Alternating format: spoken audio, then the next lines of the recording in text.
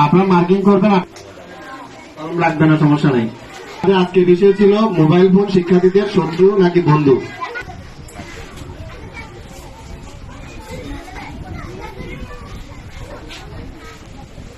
মাননীয় মডারেটর, বিচারক মন্ডলী এবং উপস্থিত সুধীবৃন্দ, সবাইকে আমার সালাম ও শুভেচ্ছা। আজ আমাদের বিতর্কের বিষয় মোবাইল ফোন ছাত্রদের বন্ধু নাকি শত্রু।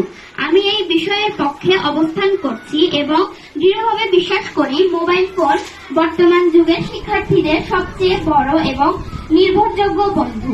এক পকেট সাইজ বিশ্ববিদ্যালয়। মাননীয় মডারেটর, লাইব্রেরিতে ঘন্টার পর ঘন্টা না খুঁজে গুগল বা উইকিপিডিয়া এর মাধ্যমে যে কোনো কঠিন বিষয়ের উত্তর আজ 1 সেকেন্ডে পাওয়া যায়।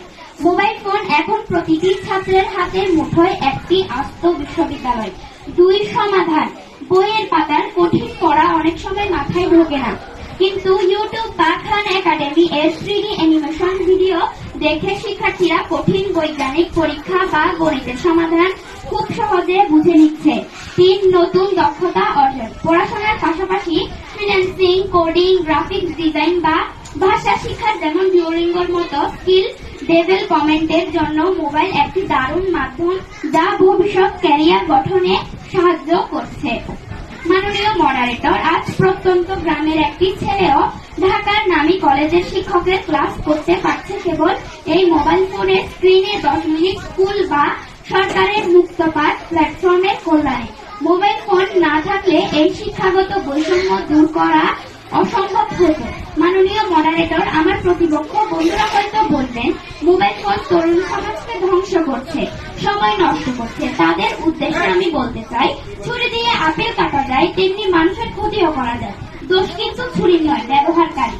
আগুন দিয়ে যেমন সুস্বাদু রান্না করা যায়, আবার অসাবধানতায় ঘরও পুড়িয়ে দেওয়া যায়।